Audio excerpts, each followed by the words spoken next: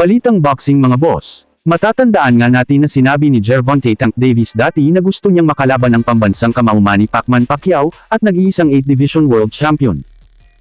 Ayon pa kay Tank Davis ay handa daw siya tawagan at kausapin ang promoter nito para maikasalang ang laban. Matatandaan na sinabi na rin noon ni Manny Pacquiao na bukas daw ang pintuan niya na sagupain si Tank Davis kung sakaling umakyat daw ito sa welterweight division. John Davis is a good fighter. Good fighter, yeah. Is there ever any possibility that you would go back in the ring and fight someone like a Tank Davis? If he want, and if he come up to 147, then we can fight. He can't meet you at 140? 145 maybe. So, this is big news. You're willing to do a catchweight fight with Tank at 145. 145. What happens? You have a lot of experience, but he's explosive. What would happen in that fight? Oh, that's not a problem for me. Because I'm experienced fighter, so. Yeah.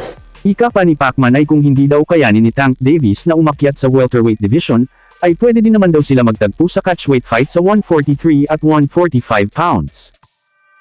At lalo pang ang tumunog ang usapin na may posibilidad na maglaban talaga ang dalawa, matapos ang isang pahayag daw ni Sean Gibbons na isang magandang bakbakan raw kung maganap ang laban ni Manny Pacquiao versus Tank Davis. Ano sa tingin niyo mga boss? Kung maganap talaga ang laban na ito, kakayanin pa kaya sagupain ni Pacman ang isang tangke na katulad ni Tank Davis, sa kabila ng edad nitong 45 years old?